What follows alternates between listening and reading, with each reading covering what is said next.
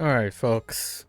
Welcome back to our 13th session related to Shogun Showdown. Last session, session 12, was our final gameplay session and basically wrapped up the recording part of it. Obviously, I'll continue to play it. Mentioning the topic of completing the achievements, right?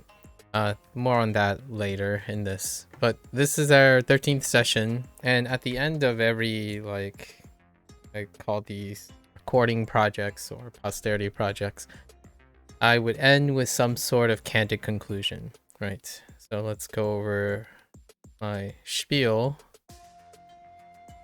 of what that is very quickly. Trying to get quicker these days, right? So at the end of every project, there's some arbitrary endpoint, and I call these candid conclusions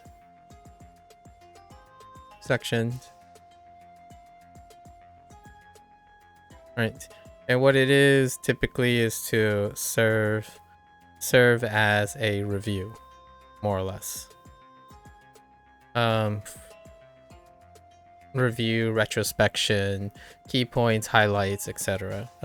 These are trying to truncate many hours, in this case over 30 hours of stuff, into maybe 2 hours. We're going to try to keep it to 2 hours. It's quite a lot more in depth than I would say most people are approachable, find approachable. So I try to separate them into 3 sections.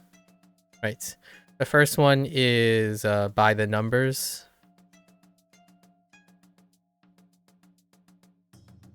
Which are the facts, things that are in the game, right?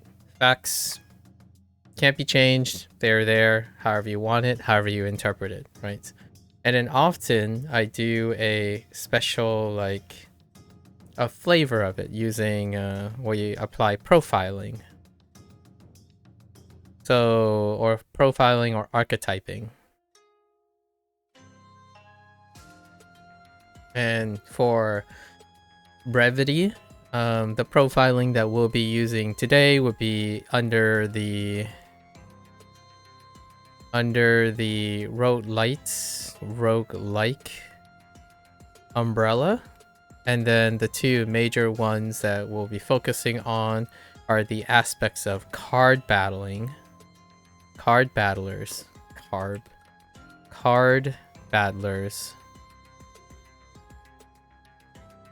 and versus deck builders. Now there is a little wiggle room where deck builders, card battlers could be under deck builders, but it'll make more sense in a little bit. So this is where I take archetypes. These are not necessarily facts in the sense of causation. So this is more like correlation. We're using correlation. Right. Facts are observations, right? Observations with no interpretation, right? And then correlations are interpretations of the facts and observations. And if you make it through that, then we get into the last bit, which are my personal anecdotes, right? Personal opinions, I suppose. Personal opinions. And these deal with things like maybe my hot takes, legacy, my personal legacy, maybe future ideas, or more like future ideas are more the wishful thinking, right? Wishful thinking. Or any other things, but in this case it's been very low-key. Usually we would throw in things like FAQs and whatnot, but there weren't any here, right? So that's our usual setup. Really quick, This is the quickest I've ever done this early segment. And of course, we got to provide some disclaimers, right? Oh, and then the personal things. Then we would end the day. There's one last thing, which is a rating. So we would do a rating.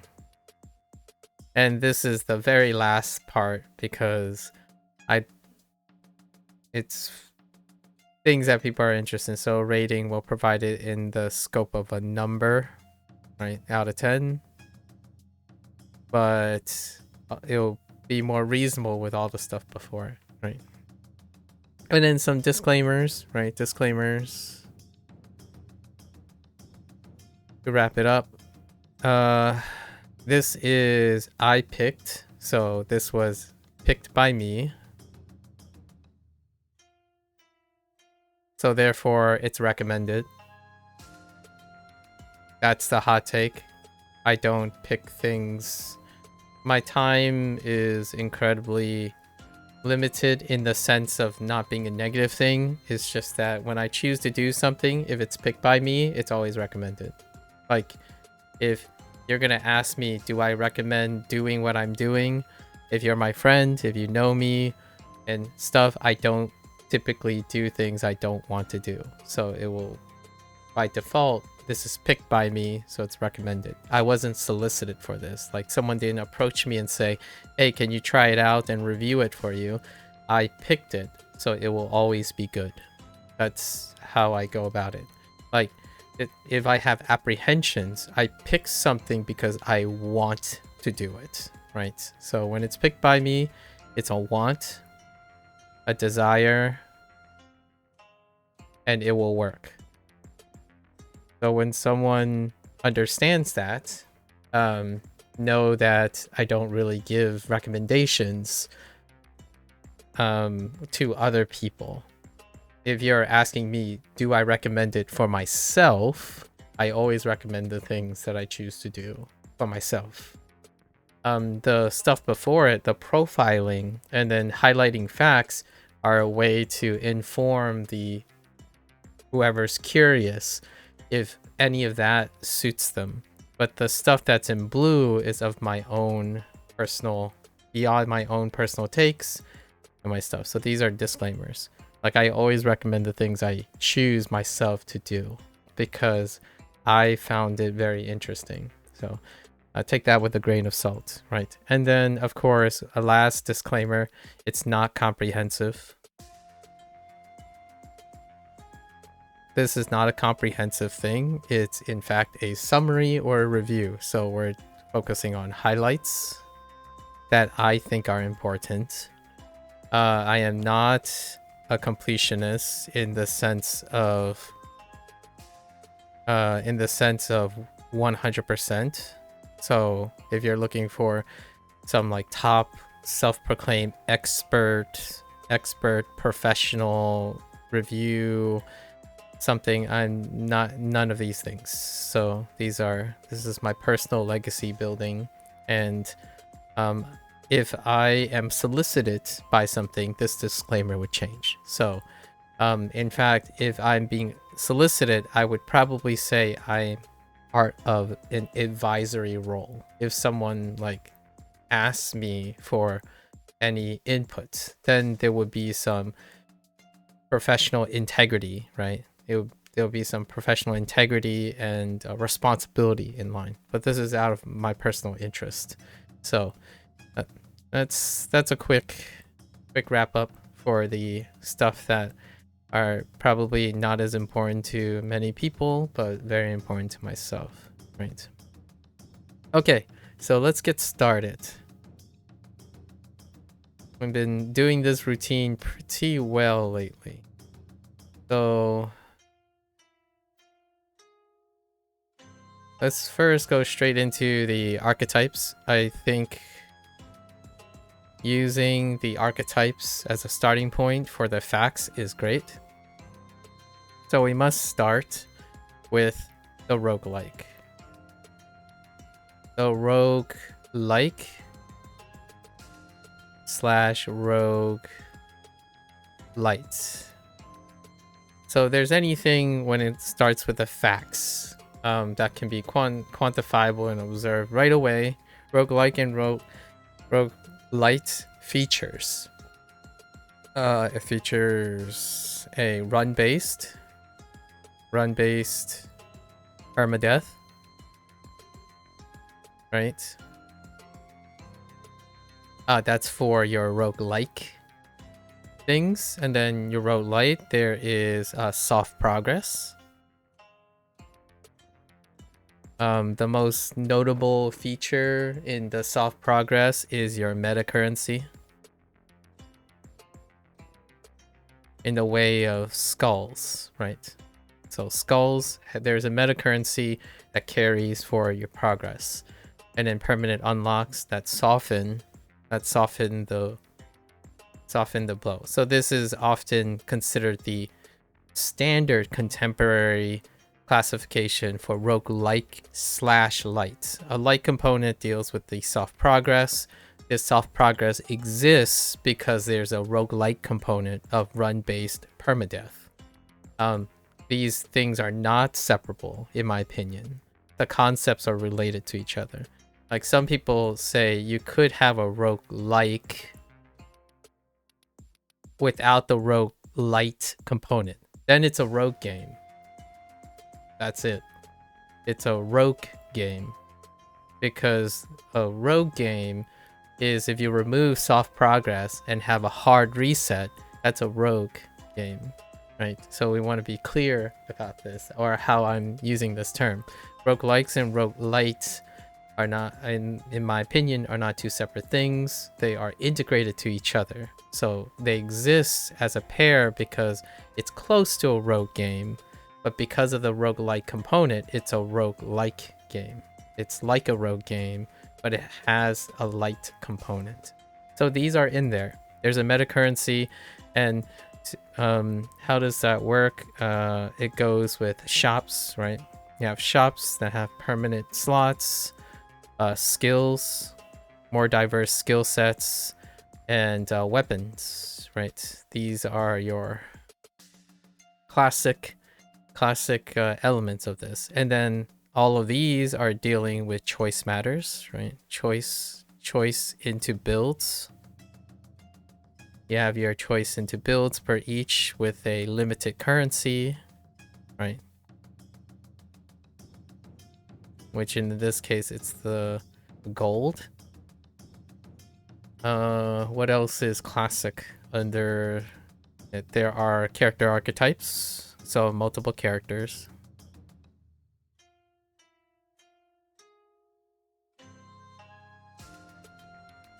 Which presents their special abilities, right? They have your special abilities in which you build around, or you may build around, and they require multiple playthroughs, right? And then we already went through run-based. It's run-based. Some very common classic things are ascensions. So these are called the modifier runs. Basically, ascensions deal with progressive modifiers. Sometimes you can choose, sometimes you can't. This is prescriptional. In this game, it's a prescriptional approach as opposed to a choice approach.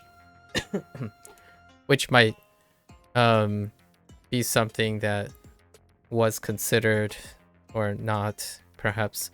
And then, of course, we have bosses, right? We have a wave format. Wave format. Path choice. Followed by your boss encounter, right? And then you have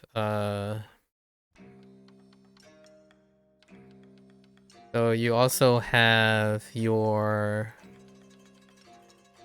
path choices like branching paths.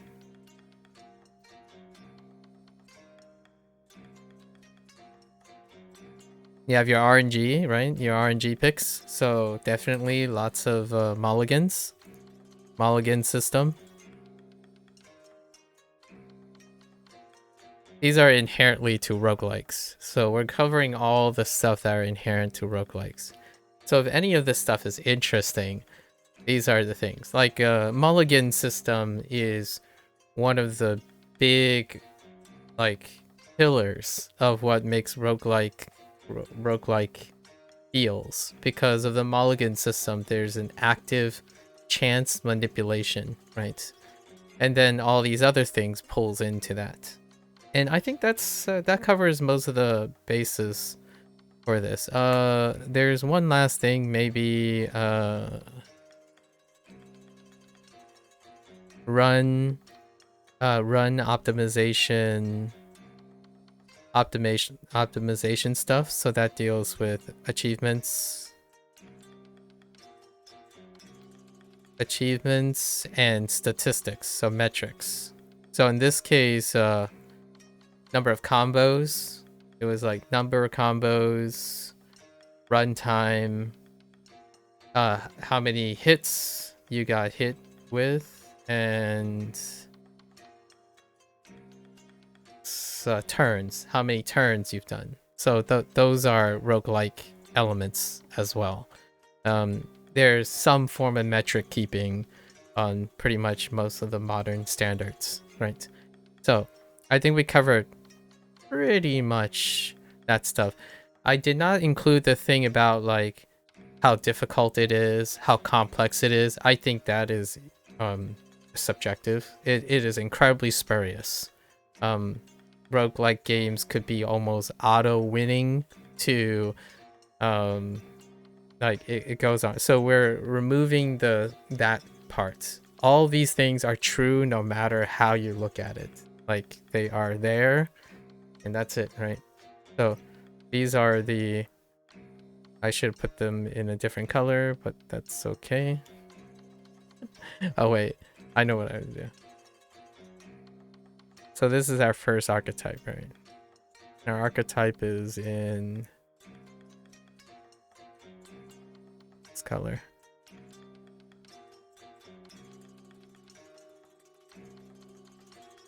I forgot to say that most of this stuff is improvisational.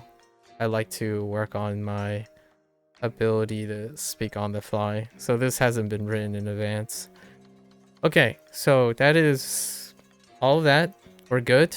And then now the interesting part is I'm going to subdivide this. So roguelikes come in many flavors, like a subdivision of roguelikes, and over the years, like maybe the last 5 years. And the two that I want to touch upon to separate them is nowadays some of the ones that smash it out of the park, they tend to be a hybrid of two things, like two very specific things. So a wider audience game, especially a first title, tends to be a hybrid of like two niche games. And the two niche types that I'm going to be talking about today that helps with like framing how interesting this game is, and it may be interesting to you, is someone who's familiar with card battlers versus deck builders. And these are two keywords that have been used attached to roguelikes. There are card battle roguelikes and deck builder roguelikes. Now, lots of games put card battler and deck builder together. So the idea is when you're going deeper into the nuance of things, I want to provide a little bit more resolution between the two, because there are quite a little bit different. I almost wanted to say that the deck builders is more like strategic building versus calling them deck builders, right? But I think this would be sufficient by using these terms. So I'm going to define these terms using a Likert scale, which is typically what I would do. And I would pick two polar, two things that separates them to create some resolution. Let's look at our qualities.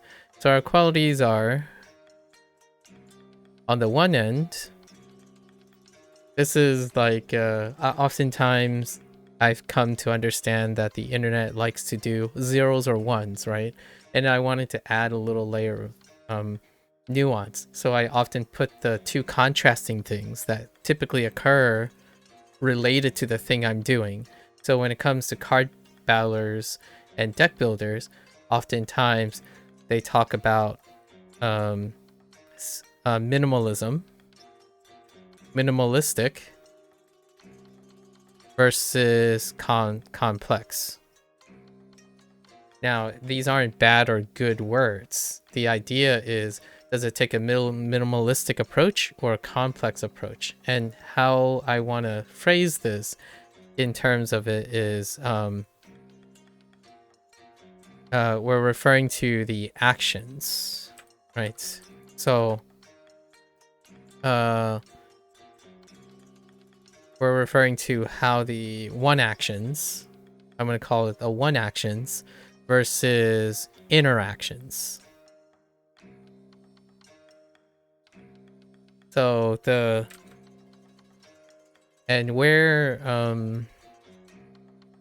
this is the characterization of card battlers and deck builders. Typically, card battlers have one action per action, like one action per action. So if you move left, you move left. If you use a weapon, it is using that weapon.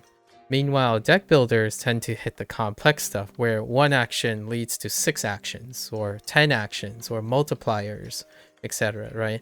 And typically that can be represented in a deck building thing, so or in a card battler, but their interactions are one action interacting with another action, but this is not the same as the complexity of an interaction. So that's one of the separations that I want to talk about in a bit, that it will be a little bit more clear when I give examples, right?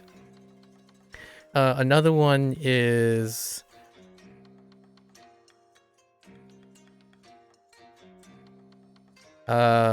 persistence.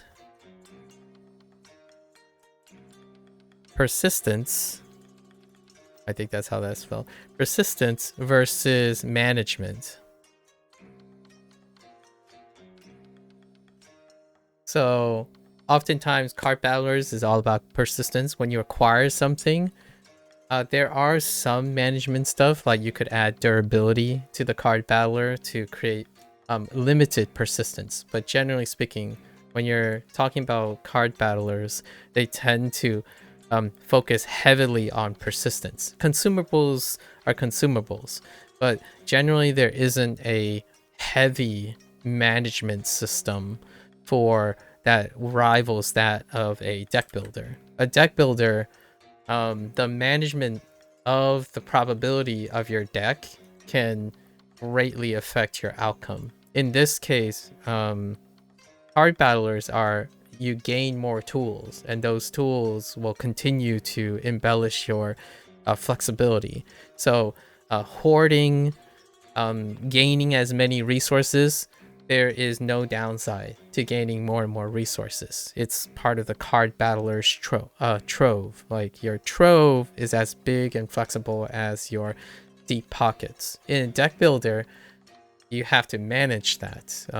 Lots of deck builders can punish greed plays. Like, hoarding too much and not knowing when to spend is kind of in Shogun Showdown and sometimes in card battlers, but it's far less emphasized. Yeah, you make good plays, you hoard more gold, you get rewarded for that. In deck builders, you hoard, it can bite you instead. You build something, you can have a lot of things, but they don't come together, right? There's a possibility that mismanagement, despite gaining more resources, mismanagement makes you worse, right? So those are two things that kind of separate between card battlers and deck builders. I think I have two more things. Two more distinct things that I wanted to go over. And then I have like a special little surprise in the third one. What else? What other component do I want to go over?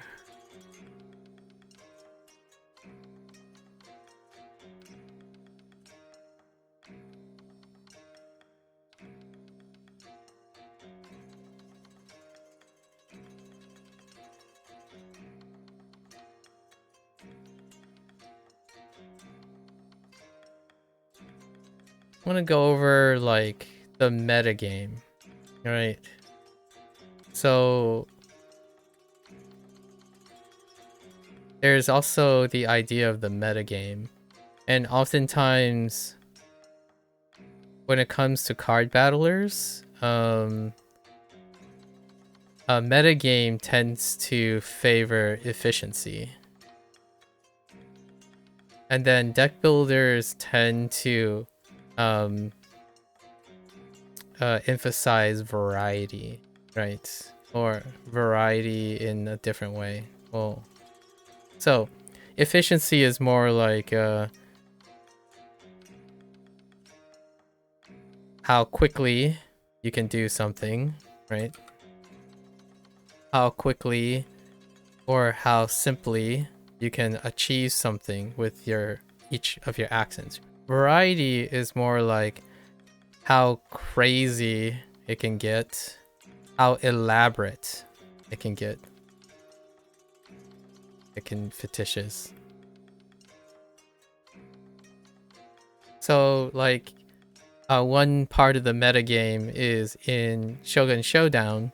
I think the design for Shogun Showdown is emphasizing on playing again, but how you quickly can execute something with the least amount of input. Like you're not asking to be incredibly extravagant. The game kind of punishes you for being incredibly extravagant. Meanwhile, if you contrast it with like a deck builder, which is also a card battler, Slay the Spire would be considered one, Monster Train would be considered one, where they are card battlers. More so Slay the Spire, they are card battlers and deck builders as well. But Slay the Spire favors more variety in crazy and elaborateness than efficiency, right? These are they're both desirable. The idea is that they're contrasting. If you're designing your game to be efficient, it typically then reduces variety. If they favor persistence, there's less management.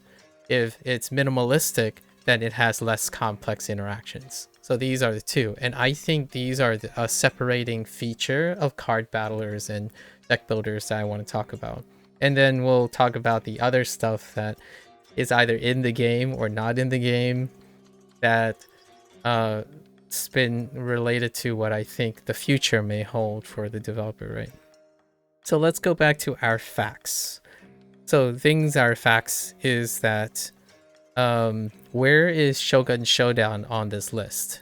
I think Shogun Showdown is about here. Oh no, I guess this is interpreting now. So I think Shogun Showdown is about here when it comes to the properties. It is far more a minimalistic thing, and I'll talk about why that's the case and how it works to it. And then when it comes to persistence, it's about here too. Shogun Showdown is definitely more, and it's also here.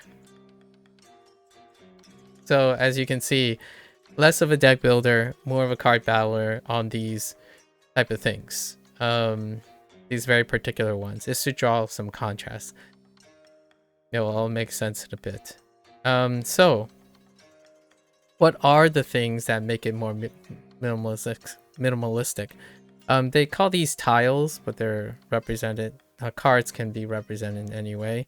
So they use a tile system, right? Or weapons, for example. Weapons are permanent. So there's no like there's no durability, right? There's no limited use, basically. You pick up a weapon, you can choose to dispose of it, but it's persistent, and you have each one is mirrored in single actions. So weapons are used in single actions, as well as abilities are single action procs.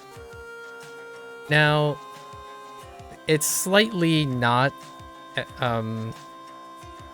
procs are single, with one exception, and there are permutations where like positioning you can have, what's a easier way to say this? So let's just say everything is single action, nearly everything is single action. However, there's at least a potential for maybe procs to chain. There are chain procs here and there. So it's not quite entirely minimalistic. So you can have procs that proc something else. For which was easily the most satisfying thing that can happen. And it's the thing that happens much less, because you need a lot of resources. So because of this persistence, there's also limited resources. Very limited resources. And that limited resources can prevent this from happening. Basically, you have one skill that procs another skill, which procs another skill, right? That's kind of the way the satisfaction goes. You knock someone into another thing, it causes that thing to die, which triggers an explosion, which then refreshes your ability, and then curses the other ability, the other character, and then freezes a mob on the same field. Usually, it's limited in the way that it's minimalistic. When lots of people start spawning and you start lagging behind, that's usually very non-conducive. You don't recover from that very well, right? Most things are persistent, so you always use them as they go. There's no waiting, right? It's not a greed mentality, so you don't use greed mentality for this type of thing. And then there's no like deck management, basically, right? This is weapons. Weapons are unlimited, as in there's no cap. So like there's no inventory cap in terms of weapons. Now there is an item cap, so it's not entirely completely persistent, because there are one-time use consumables.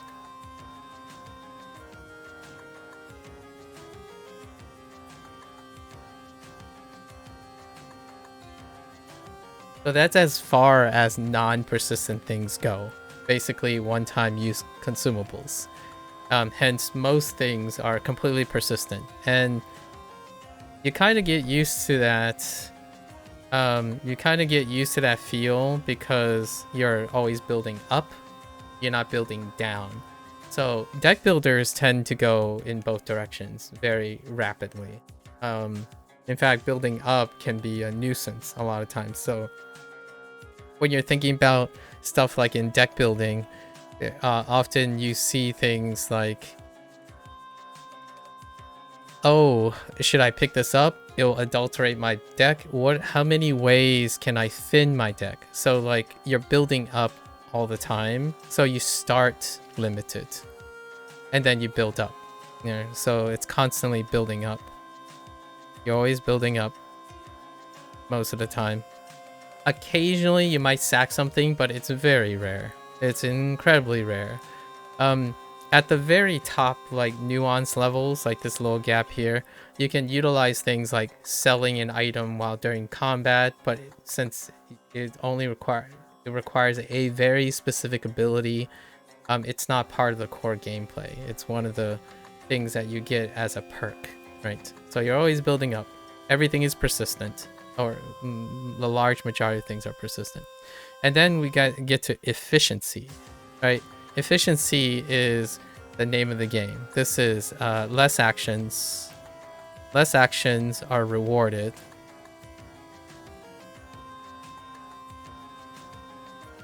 Speed is rewarded. Sort of. Or shown. Speed is not necessarily just time, but more like you're rewarded for doing things quickly, because the more you do, the more laborious it can be, right? You want to execute. It's kind of like part of the whole samurai thing. You want to execute with preciseness, exactness. So things like exact damage, for example, exact damage, doing just enough is a thing, right? So it's always just enough.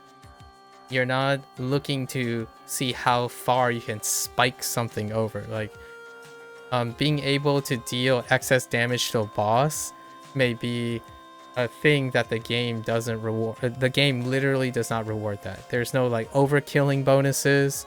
The one thing that it does have that makes it less efficient is combo gaming. So that's when you do combo kills, like multi-killing. Multi-killing is the closest thing to triggering the deck builder's variety feel. Like when you sit there, you greed a turn and you eliminate like 5 or 6 enemies at once. Usually 5 is like a pretty solid number at the top end. So you're typically not rewarded for combo gaming. And combo gaming typically involves deck building. Like the whole act of combo gaming is to create interactions, like massive interactions. And those interactions require management, because you have to set up the combos, right? So there is some element of that, but it's very, very far between. The key to success, the idea is that each action is very separated, premeditated, and you perform each action as you go. You're not setting up something and then watching it just go, right? It has a very minimalistic, persistent elegance to each of your moves. Build up to a whole, but you don't see them in its complexity. You see them in their simplicity, their efficiency, right? And that's where I think Samurai Showdown, Shogun Showdown is very strong. So if any of these things are interesting, like always having to do just enough exact damage, we're not talking about just enough as in danger. So this is not the same as just enough, like it's, so I'm gonna put this in blue. It's not the same as scrappy. Like scrappy or dog fighting. I think dog fighting is far more on the deck builder side. This is about precision. So it comes off as more like being precise. So you're being efficient. You're a precise, it's rewarded for precision. Precision and accuracy. Not min-maxing. Not the same as, it's not the same as min-maxing. So if the enemy has 4 HP and you set it up to know that you have 4 HP, you're not overkilling or underkilling. You're being precise and accurate. Min-maxing is typically on the deck builder side, where it's like, well, you know, I know the boss only has 60 HP, but I can do 8,000 to the boss. That's cool. Let's, you know, how can I do 16,000 instead? Or how can I do 800 in 10 different ways? That's not, I do not believe that is in the design of philosophy of Shogun Showdown. Each run can feel is different. It can feel different based on your build. But generally, if you aim to min-max, it's wasted. It's not wasted action, but it's de-incentivized action. There is literally no reward for achieving that type of thing. Deck builders, deck builders don't reward that either. However, their building philosophy is the joy of being able to do that is built because of the act of their complexity. In this game, the idea is your weapon has a lot of redundant features. So what is also a characteristic of Shogun Showdown is that weapons have redundant uses. So if you have a melee weapon, having another melee weapon, there's a redundancy. You want to trim it. You want to be efficient. So it's kind of like, can you secure a melee weapon, right? Are you able to secure a melee weapon that maybe complements your range weapon, which also complements your utility? But it is not necessary that all of these interact with each other. Like, they don't have to interact with each other. In a deck builder, it's almost like when you play through the game, it's almost necessary. You have to understand how they interact with each other because it's the synergistic. So these, oftentimes these things, they're separate. They're separate moving parts. This game focuses on separate moving parts. Your melee is as strong as your melee goes. Melee doesn't necessarily lead into range, and range doesn't necessarily lead into utility. They are separate purposes, and most of the weapons and skills file under individual things. So you need something for range, you need something for melee, you need something for utility. The utility may not necessarily set up for everything, right? It's not a theme. Like in the deck building world, you could make an incredibly efficient melee or like a thing, and it would overpower all the others. So you can make an entirely quote-unquote range-based damage, and it would circumvent all of the obstacles. In this game is checking the box. So securing these makes you it's a horizontal game, I guess. I guess it's another way to say it. It's a bit of a horizontal game. You have to cover and line up all your bases. There's no like, oh, if you go straight melee, it will be more efficient. It will be more efficient, and that will make you move quicker, be rewarded better, more adaptive. Not really.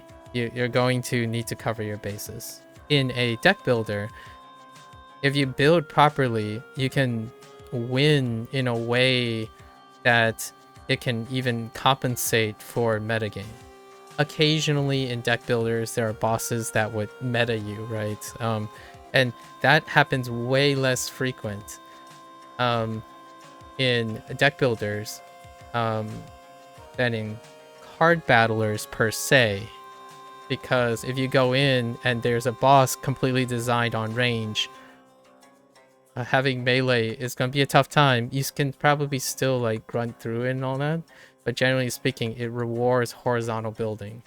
You have to manage your melee, manage your range, and manage your utility, and they don't interact with each other most of the time. If you kill something in melee, it's not going to boost your melee, your range utility. And then if you do a utility move, most of the time it doesn't bolster your melee or range output, right? Meanwhile, in deck building, the whole goal is to try to figure that out. Like, how can you get this melee card to interact with this range card, and what else can you do to get them all to interact with each other? This provides an elegance to this, though. That's one of the elegance of card battlers. Each of your actions build up and plays out in a course of time. While deck builders can be... deck builders usually is about how you synergistically output as many gain of actions or interactions as possible, because you can build the deck really well. It's kind of like seeing someone OTK something. Actually, OTKing is like kind of one of the most satisfying things about deck builders versus a card battler, which is again, it's more like it's not so much a scrappy dogfight. It's more like well planned. Everything is well planned out. So at the end of by the time you get to the end of the game, you're like, well, I could do this and the boss will never touch me. Like, they will never touch me. So you can pave a path regardless of how difficult, like all the prescriptional stuff. You can get to a point where you know everything. And there's so much resolution because it's one turn at a time. One turn at a time, one-to-one action. There's barely any complex interactions that you can manage all of that in your head. So it's to the point where no hit is a thing, right? You get no hit. I can't imagine what it's like to do a no hit run in Slay the Spire. Is that even possible? Actually, maybe Fictitious might know. But usually deck builders deal with exchanging. There's quite a lot of exchanging. There's also defensing and endurance. This game's about precision, right? Precision and accuracy. So you can have no hit runs and the like. It would be kind of interesting to see if there was a no hit run in Slay the Spire. Huh. So what does that mean, really? Basically all the stuff is on the left, right? I will give some opinions of my own on what that characterizes deck builder on this. Complex interactions. So we're talking about things that are missing, that are kind of in Shogun. So we're gonna say 3 third and plus layer of multipliers. The reason why I'm saying is because there is a curse mechanic in Shogun that doubles damage, right? That's as close. And then there's the kunai. Kunai has a attack multiplier. And then there's double strike. So to add a few things on the list, there are strict multipliers. We have like enchantments like double strike. Actually, pretty much enchantments. They're called enchantments. Weapon enchants. Those are where you have a second layer of like interaction. And there's a couple weapons that have 2 layers of interaction, like double directions, dual directions. Kunai is a great one that has a multiplier based on power.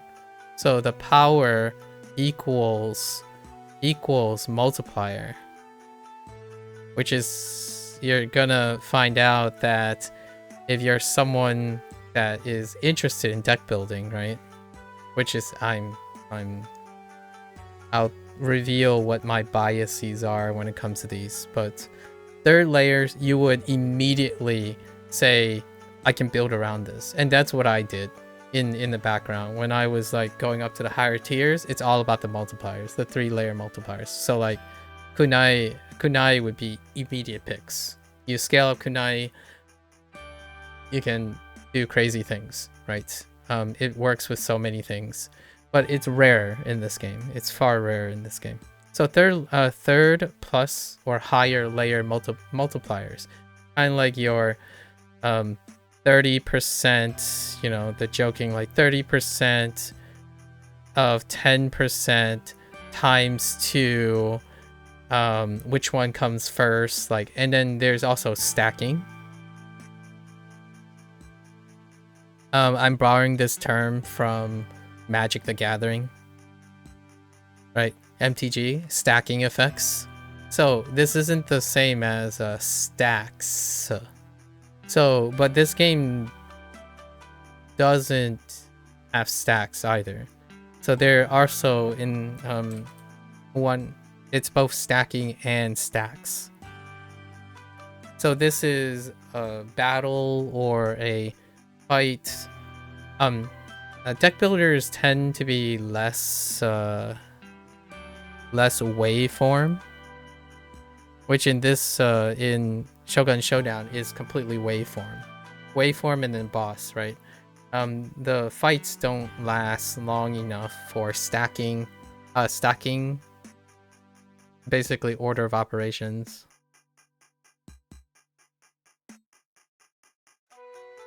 There is stacking. I'm not saying it's avoid of stacking.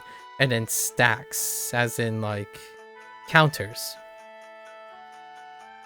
There are examples of them, but they don't form the major things. So going back over here, there are stuff like there's a weapon that stacks damage each turn, each passing turn, or each kill, right? Each takedown.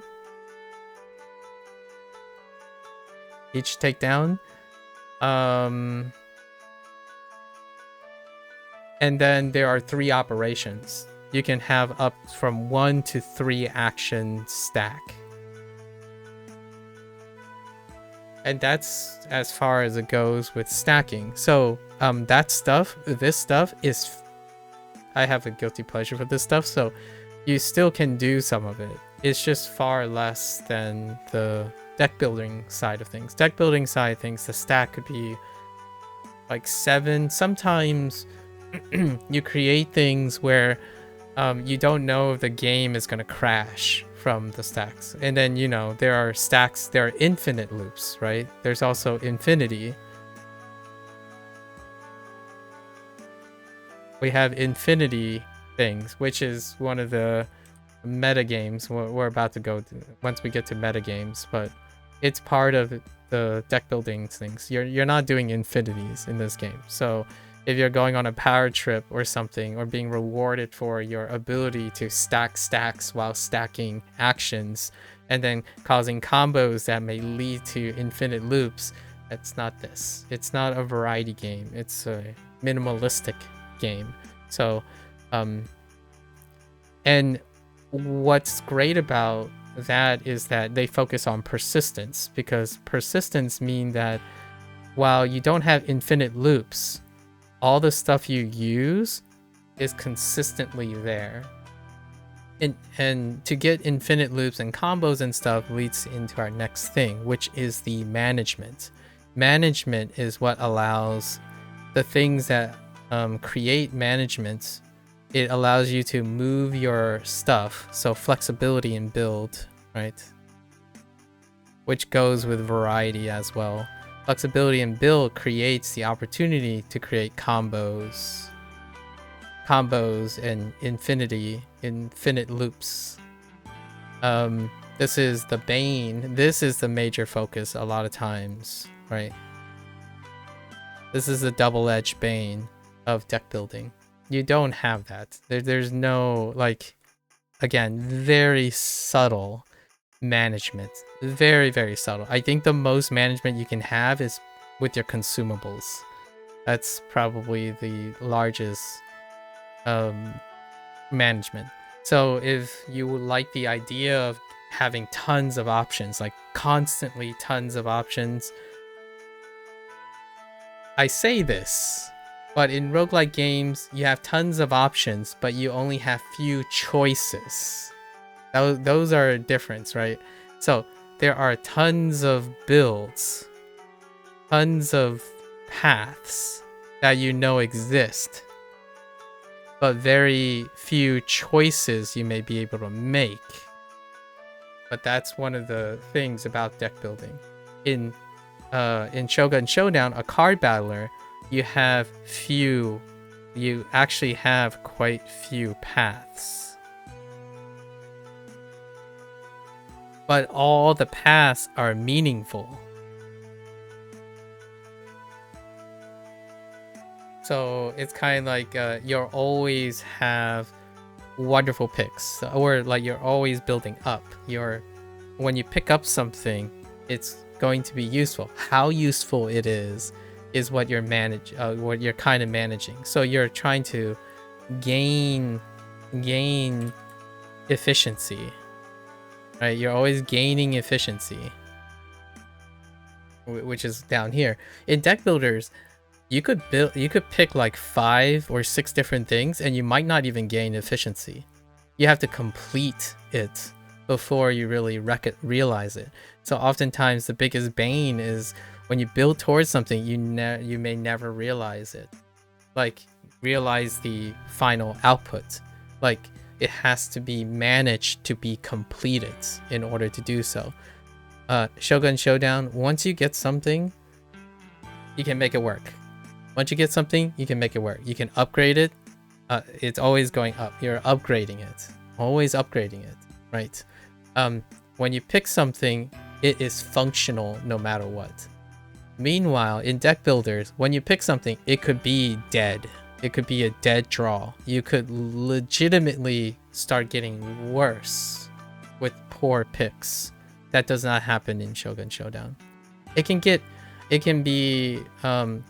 harder because the boss and the stages are harder, but your character is getting better. The thing is, the boss and the stages can outscale you, right? And that happens in deck builders too. But sometimes you can pick and you can make yourself worse without the boss ever scaling. Like that's why management is a really big thing, and it's something that if you can utilize the management in the limited Shogun Showdown, it kind of makes it way easier as well. So I'm not saying there isn't management. Consumable management, I'm trying to know where to go, like what shop you want to go to. That can greatly increase your like efficiency, right? So there is still choices. And in a way, I have to note, when it comes to management, right? Management and persistent, you know almost everything. At some point, because the game is minimalistic and in action, it's really you. So this is kind of a double-edged, because if you know everything, then you're also expected, like the high levels of play, you're also expected to not screw up, right? So the thing is, the upper limit is as fast as possible and never making a mistake, right? Because you know everything. You can plan everything. The system is not so gruelingly complex that you're not trying to nickel and dime every single detail.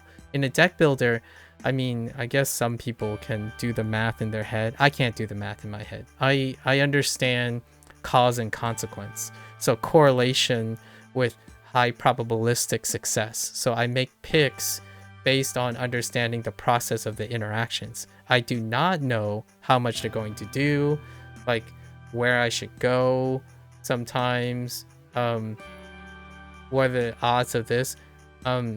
Shogun Showdown has persistence and so minimalistic that when you play the game and you become like really knowledgeable about it, you're not expected to ever lose.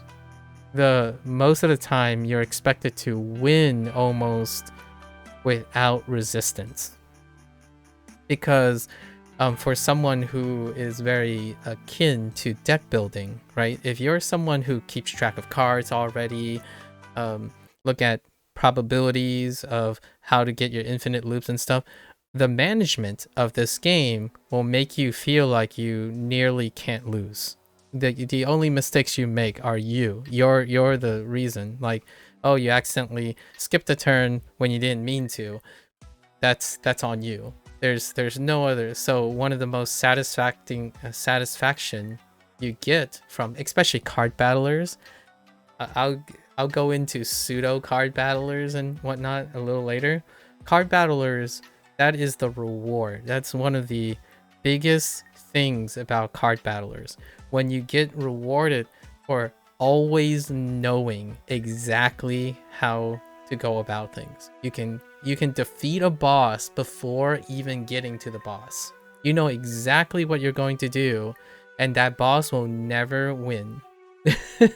Like, so near the end when I'm doing like no hit runs and stuff, you already inherently want to speed run and do no hit runs. Again, I've already voiced I don't like no hit runs. I'm not the biggest fan of no hit runs, but what happens is card battlers make you seek perfection. Deck builders don't. Deck builders have this scrappy nature. So the scrappy nature I'm talking about is in deck builders, there's this very element of compromise. So you have to compromise and sacrifice. Like, you have to get hit now to save for later. Or pick up a building block knowing that this will make the run awful now. Like, now, but it could pay out later. So there's greed involved. And there's some slight greed in Shogun Showdown, but there is, like, it's pales in comparison. You're not making any greed plays. You're simply picking the most efficient option and you're good to go, right? Always pick the most efficient option and you win. Now the question is, did you pick efficiently enough to win to perfection, to the top? In deck building, it's more like, oh, you know what? Oh man, if I pick this one, I could get two other things. But if I don't get those things, then I'm just royally screwed, right? That excitement, it does not exist, in my opinion, in Shogun Showdown.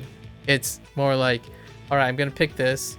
I know that I have two chances that this is going to happen, and it's about almost guaranteed. So we just walk in, and it's like, okay, well, I didn't get that, but all these other things have redundant functions, right?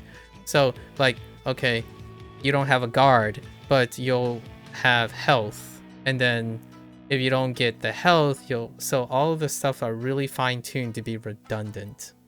So, oh, you didn't get the katana, so, you know, the katana, you get a meteor hammer instead. It's like, okay, well, that's good enough. It's like, well, you didn't get the that, so you got dual blades. All three of them are redundantly useful. So your choices always go up. There's rarely ever a dud unless you're really missing the mark.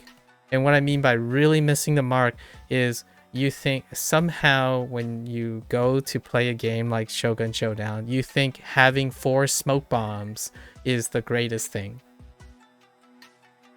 You can still win with all smoke bombs. They're still redundant. So in deck building, you just can't possibly win without understanding the fundamentals and the interactions. And when you're going up to a higher level and like getting into nuance, your odds just tank without understanding the complexity, the 3rd and 4th layers of complexity in the game. So not like that.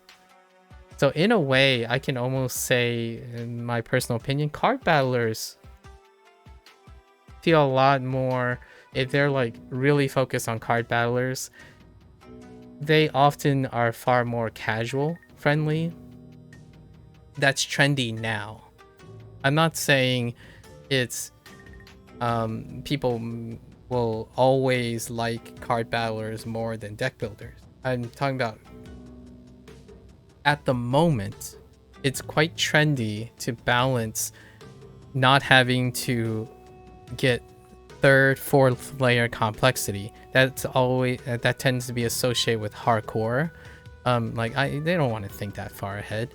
But the nice thing about this game is it kind of gets you to think ahead in a different way. So you think ahead in single units, you think ahead in smaller actions, and those smaller actions build up to large consequences. In deck builders, the consequences and actions in building are conceptual. They are constantly conceptual until they are complete. So like, you can get to the point where, oh yeah, you secured 6 of the 7 pieces. But if the 7th piece never comes, or how you get to that finished product or that sufficient product, it requires you to already know where it's going. And you have to gamble on those things. I don't think that's not present in Shogun Showdown, which can be very friendly because I think when it comes to not being able to actualize, so one of the benefits of this is card battlers help you actualize things very quickly. All your moves feel meaningful all the time, right? Feels meaningful. The units, the minimalistic, the persistence, it feels meaningful. All your smaller actions feel meaningful. But deck building is one of those things where it is, I almost want to just, it's not that deck building doesn't have a process or anything, but the end result is huge. End result feels big. Now, you thinking about the end result is the satisfaction. Like, can you pull it off? In Shogun, you're pulling it off regardless of where you are. You're always pulling it off. Like, you have to no-hit all the stages to feel good. You're consistently building up. So it's like a linear curve a lot of times. Maybe sometimes exponential curve. In a deck builder, it's like sloppy all over the place. It can dip and then suddenly just spike because you secured the one key card, right? The one key component. I don't think there was a time where there are one rare example, but even then it's not true. There isn't a decision in Shogun Showdown where you pick it and you're like, I won.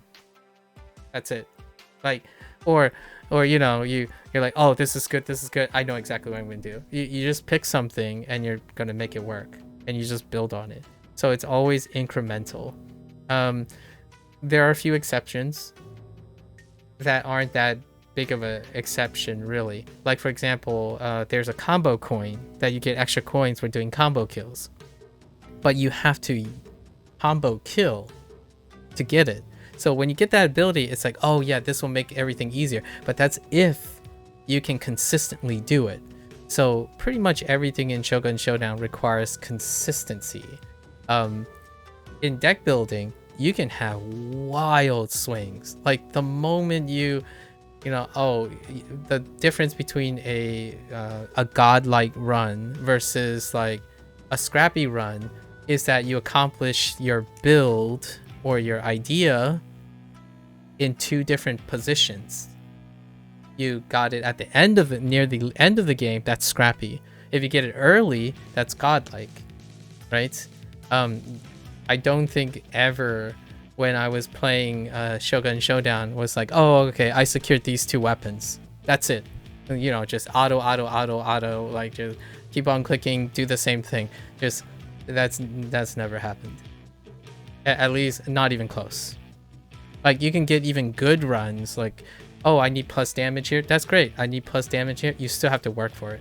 You constantly have to work for it. You can play like really low diff and it still feels like you have to work for it, right? That's kind of the idea of the reward. You have the worker's reward and then the conceptual, right? I think in both cases, it does reward brain power, right? Only one is actualized in smaller increments, and then deck builders are actualized in leaps and bounds, right? It's all over the place. You can feel like you had the worst run you've ever done, and it does not necessarily impact your opinion about your ability to play the game, unless it's consistently terrible, right? Over the concepts. In Shogun, your runs are predicated on your consistency. So the moment you're not consistent, everything falls apart. In Deck Builder, you can recover too. So not only are there big swings in your deck design, there's also big swings in your recovery. So for example, you can go from 1 HP because you sacrificed all your HP to get something, and then immediately become infinite HP the next turn because you've already the next round because you already know that you sacrificed it. In Shogun Showdown, if you're down to 1 HP, then you're always under pressure. Maybe you can get lucky sometimes and get like double healing items, but your run is already screwed. Like it's already a bad run. Like it doesn't like get better because the game rewards you from recovering from the brink. There's none of that. It rewards consistent perfection. So it's to the point where near the end, getting hit once feels like the world ended. I kid you not. Like I wanted to flip a table when you get like hit once. I'm like, ugh. And that's what I mean. That's what I feel about card battlers. So that's the stuff that I wanted to cover for the stereotypes and my personal things. Now, I got some personal... I want to throw some curveballs into this. Right? And what color did I have it? Okay. So now... Oh, I use different colors. That's okay. But let's go here. I want to throw some curveballs. Now, there's something that I've omitted a lot, right? There are aspects of this game that there's not much detail around because I think that's for a future thing. So, roguelikes are not just deck builders, like roguelike deck builders and roguelike card battlers. There are other genre that I didn't want to touch, the subgenre, because they make for a great area to talk about that is missing. One of them is story. So we have story, right? And oftentimes, story, I always choose the two things, and that's lore versus narrative. So lore is often doing things like atmosphere, like environment centric, theme centric, right? World, right? Environment, world centric, and then narrative is character centric, right? Character centric, telling centric. So it's about dialogue, so dialogue centric, right? And like interaction, character interaction centric, not interaction with the environment, theme, or the world. And in this game, that's something that isn't part of the game. Like I didn't introduce the other one. The other games that can happen when you have card battlers. So I'm gravitating that Shogun is for card battlers, people who enjoy card battlers. But card battlers can be RPG games, right? And one of the RPG games is that RPG games can go in this direction of balancing between lore and narrative. Oftentimes, the card battlers that I'm familiar with they tend to lean towards narrative character telling and dialogue interactions. But not that far, because the lore, theme, and environment can come in the presentation of like vignettes. So in this case, Shogun Showdown. In this case, Shogun Showdown is far heavier. It's pretty much all lore, right?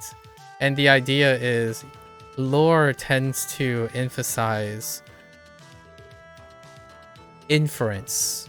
Like, oh, you can even argue music.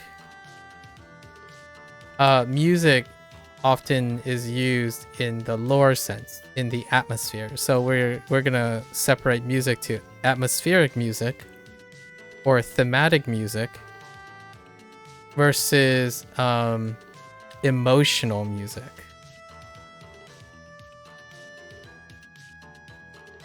I'm not gonna say theme music because both sides is theme.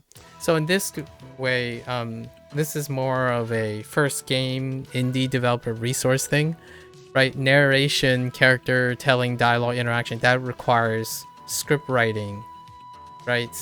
Story writing, like a script basically, and then it requires a whole host of instrumentation that you have to write music for the characters and for the situations, which this is not that type of game, right? This is a first game. It's an indie dev. It's one of those things. It's for future sequel kind of things. Like where can Shogun Showdown? I'm gonna say Samurai Showdown a lot because of the SNK title, but Shogun Showdown, this could be a future direction, right? Typically an indie developer that got their hits with their fundamentals, like their mechanics, they would go into next the risk-taking part, the one that costs a lot of money but only has a one go around, and it's typically story. Like lore, environment, theme, world, once it's experienced, it's fairly difficult to get a replayable value. So the investment is really high and the return is not as great for a non-mechanical game. But this could be the future where they could go into RPGing, and RPGing is typically separate. Where it is now, so this is where it is now. So you have your theme, your music, which I've been playing in the background, right? It's very fitting. The solo dev ended up collaborating with a composer to add music to it. It's very thematic.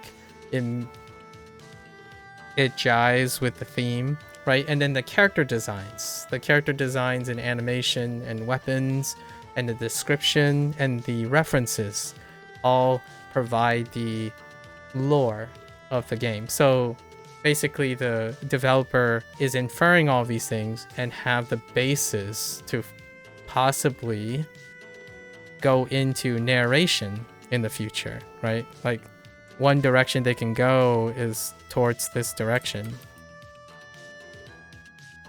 right? That's now, but later go towards this. But again, I've talked about this quite a lot when it comes to story-driven games. They're very tough in terms of budget, feasibility, like scalability in general, management, because stories don't pay back over and over again. It requires very extraordinary, timeless pieces, so it can really restrict your ability to build a game, right? Lore is far more replayability friendly than a narration. So like we can give an example. Like this year would be Clair Obscure. Now I played the game twice. and you know, the second time you pick up more details than the nuances more than the overall general idea. That's as much as you go. But in terms of lore and stuff, Clair Obscur integrates a bunch of lore environments so that the exploration, the re-exploration, is buffered. But the main narrative can dramatically have diminished impact for the common consumer. Replayability, we're gonna use a different one, Silksong. Because of the lore aspect. In fact, actually, Silksong added a bit. Hollow Knight was entirely lore-based, environmental theme-based, and vignetting. Silksong has a little less vignette now because actually Silksong has a speaking protagonist. So they are trying in their way to create some narration. So they're already heading towards that direction. But the idea is it's not only a cost-cutting measure, but it's also like a mechanical measure, in my opinion. Not only is it great for business, it's also for creative freedom and liberties. Lore creates that mystique, right? It allows the player to have emergent experiences. Narration limits that. Now, so it can be a big hit or miss. If the entire narration and characters are just completely dislikable, it's very difficult to circumvent that, right? It can leave a very... For me, I'll talk about what my preferences are, my personal biases. So that's one place that I feel like Shogun Showdown can move towards. There will be a future where, like, it's kind of like going from Darkest Dungeon to Darkest Dungeon 2, right? Which I haven't played the second one. But what they did was they made it more intimate on the characters. They try to create more narration and characters development instead of relying on the vignetting of voiceless people, right? Voiceless characters and whatnot, and focus on the core mechanics. So it can be a hit or miss, right? That's what happens. There's one other aspect that I did not talk about that was not present, so I wouldn't have talked about it in like card battlers and deck builders to some extent, is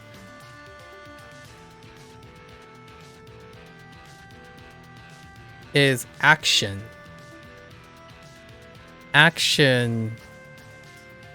roguelikes. So it's under action. So we're talking about the lines of like Hades and even like Silksong. We already mentioned Silksong. Hades 2 is on my mind right now. So Hades 2 1.0 launch is September 25th. So this month, as in less than 2 weeks. I haven't decided when I'm going to play Hades 2. I already own the copies. It's been how long in early access? I don't remember. Like maybe over a year now? Maybe slightly under a year, actually. Slightly under a year. So I still have that. So Hades 2 is an action roguelike. Silksong is technically an action roguelike, but it's a Metrovania, right? The form of exploration is not tied to its action-oriented things. And then there's platforming. Right, there's verticality for platforming. So the different actions could become a platformer, or the mode of exploration can create things like Metrovania. Right, these are future directions, but in terms of action, the thing I wanted to highlight is kind of related to the minimalistic thing. The idea is precision and kinetics versus rumination and calculation. So in other words, hyper turn planning versus real time, which can be the future for the Shogun Showdown universe. And that's where Hades and Silksong comes in. Hades and Silksong, obviously, these are a great example of this. It's precision, kinetics, and real time. That's one of the other golden gooses of roguelike games. Now you have the combination of everything that makes a roguelike, right? Which is your run-based permadeath, soft progress, and then you can add in your RPG elements, right? Your RPG elements, which creates lore in the sense of like Hades. There's the loop. The loop creates that lore-based thing, while it has narration in the dialogue. Silksong now has dialogue and the lore-based exploration. Exploration is lore-heavy, right? So here, Shogun Showdown kinda involved this to some extent, because what it's trying to emulate far more, so it's not over here. Shogun Showdown is over here. It's on this side right now. Its elements, despite being, you know, we know that it's turn-based, but the element of action games, like action games that have kinetics, right, check and precision, is the idea that you're aiming for perfection. It leans towards perfection because every action matters. Every small action matters. And when the actions become so small, they are real time. Meanwhile, when you have calculated risk involved, we're talking about what is a great example over here. Roguelike games that have this type of thing. We have, it's borderline RTS and 4X games or grand strategy games.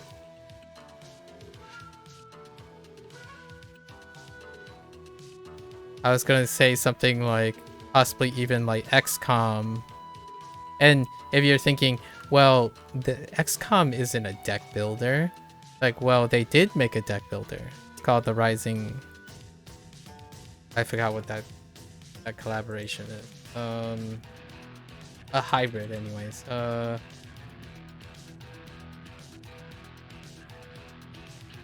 Midnight Suns, right? Midnight Suns.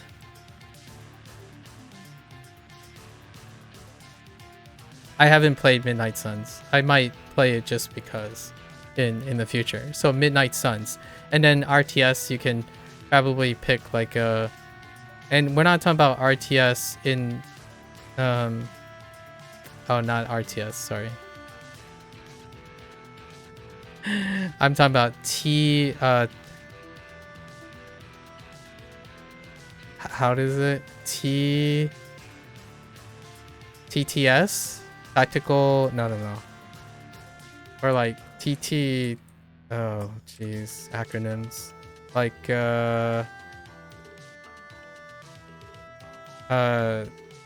TTBS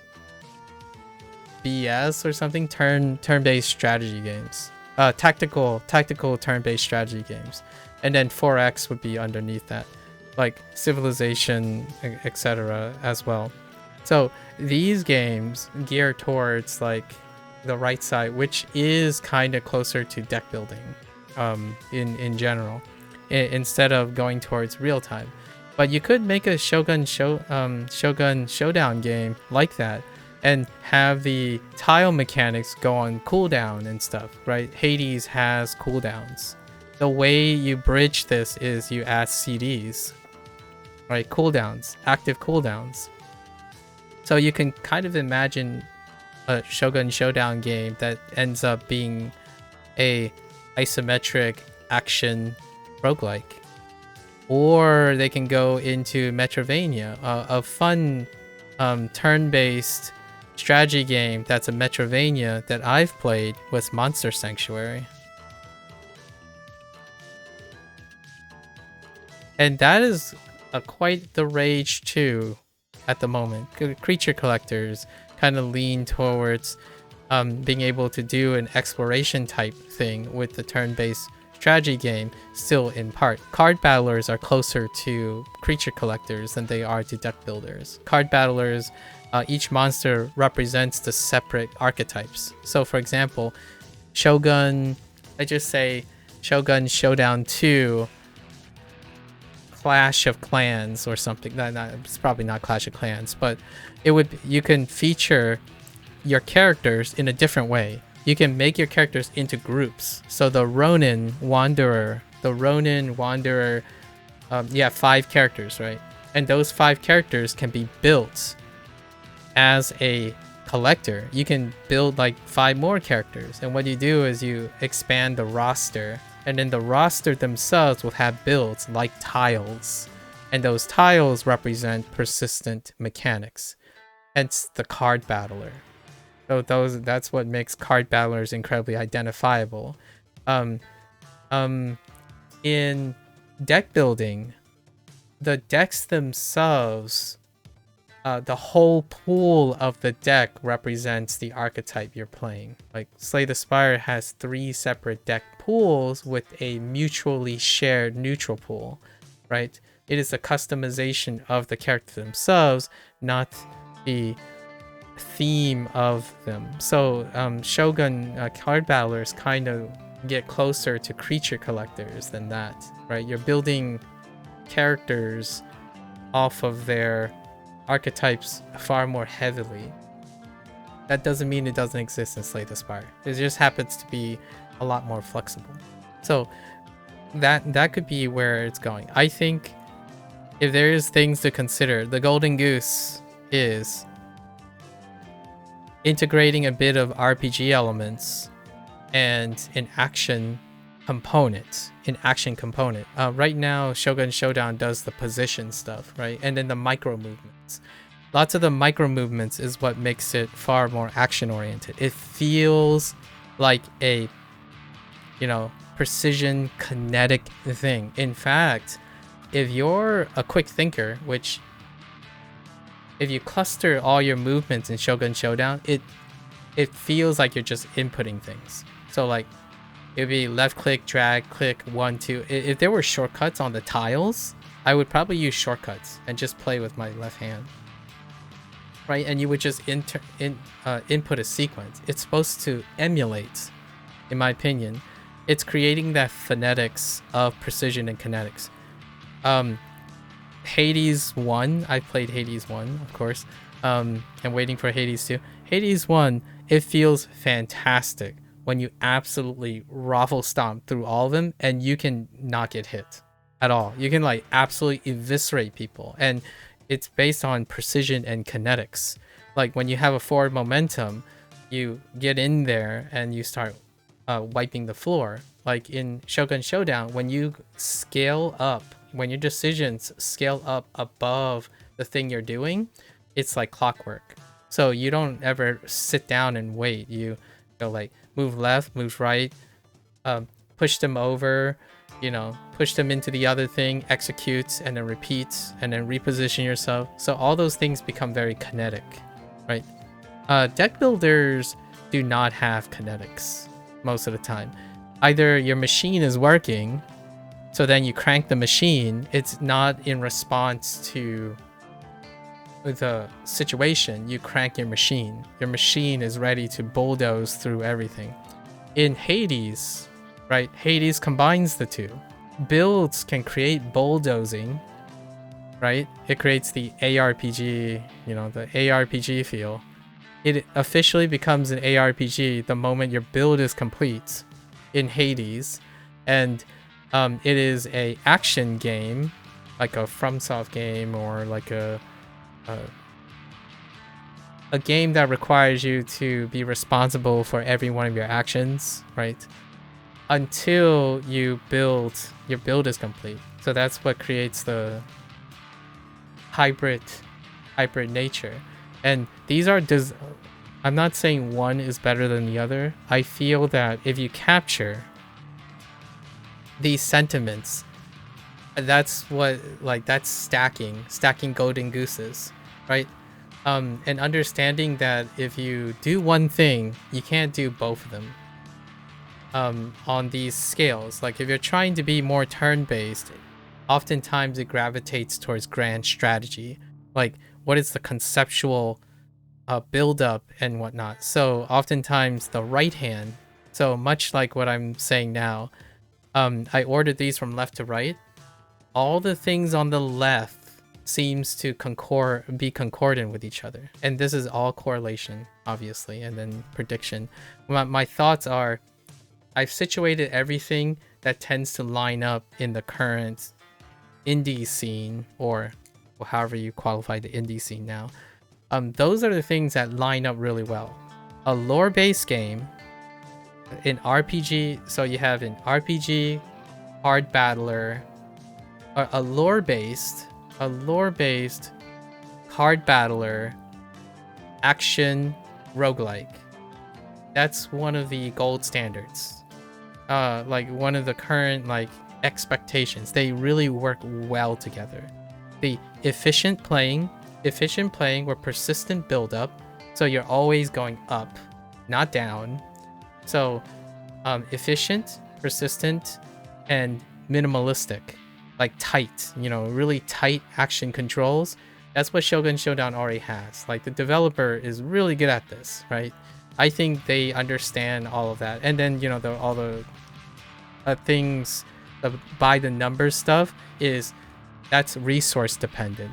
If you want more characters, you need more resources, like, to make the game, right? If you want more shop skills and stuff, and more run bases, more mulligan systems, that's all resources. But from a creative standpoint, like when it comes to philosophies, like things, having more lore and a form of exploration, right? So we're missing exploration.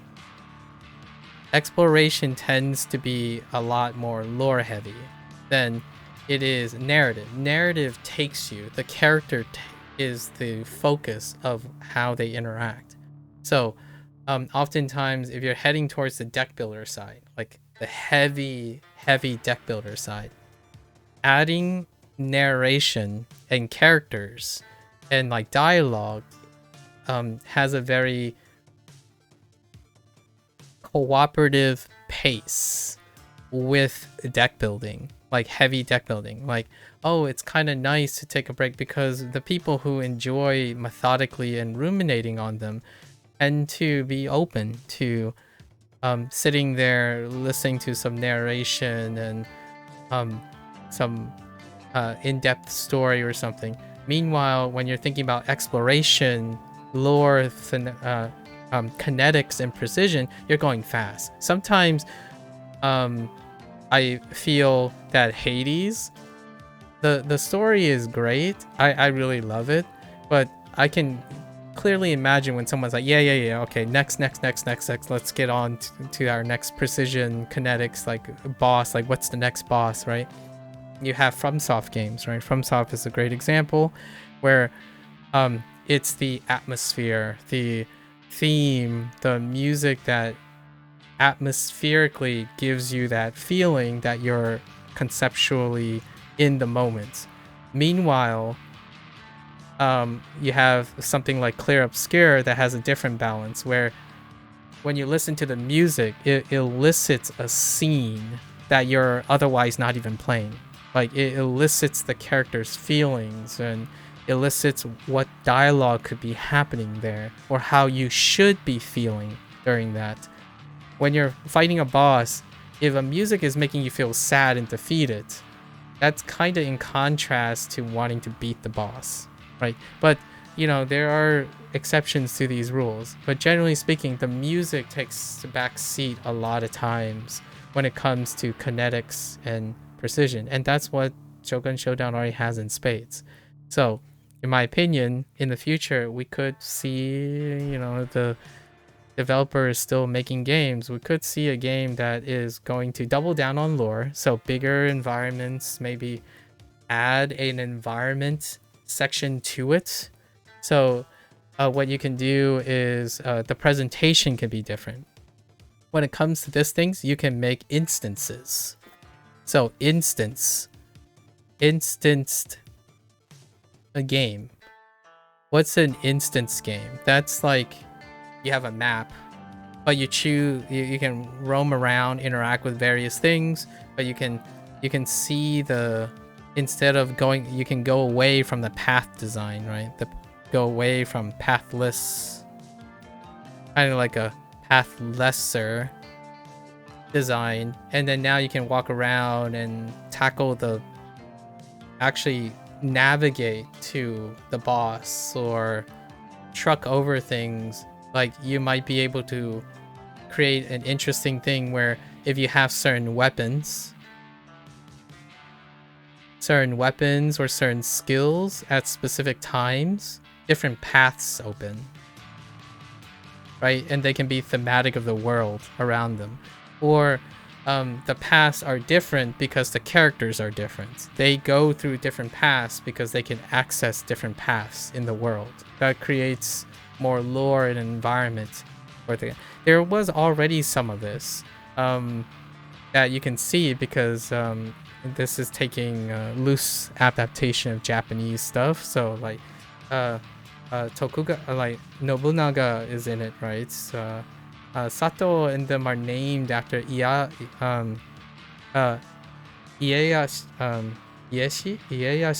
is, those are prominent. The only one that I know the best is probably Nobunaga, right?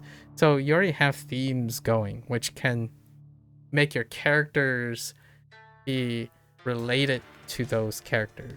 But usually lore is like, it's very cryptic, it's sparse, and it gives you that atmosphere. But outside of that, there are no details or nuances of the characters, right? Or you go ham on the other side.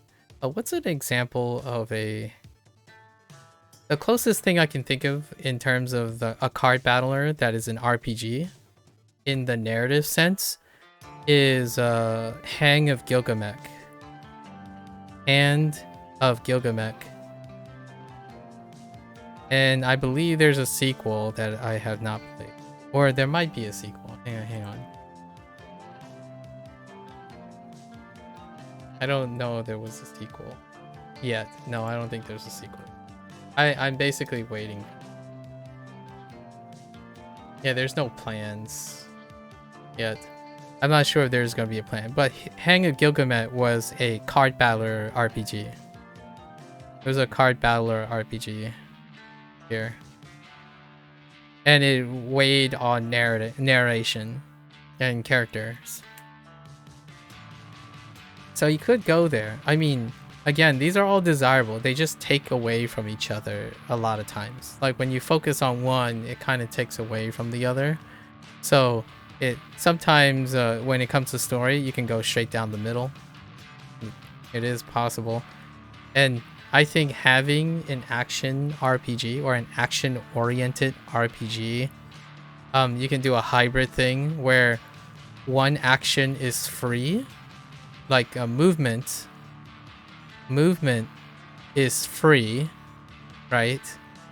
But actions are not. Actions are like tile based, something like that, which a lot of mainstream games do. For example, Clair Obscur is a great example, right? Clair Obscur. But I could talk about like a Dragon.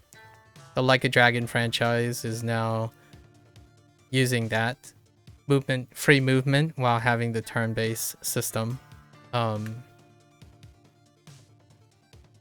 There's quite a lot of variances. In fact, even Supergiant Games' earlier game, like Supergiant had Transistor.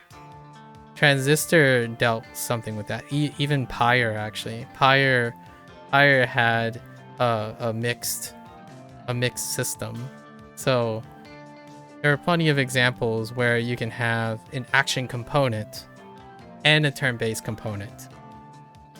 Clair Obscur is pretty much that now, where like they kind of hit the narrative hard, right?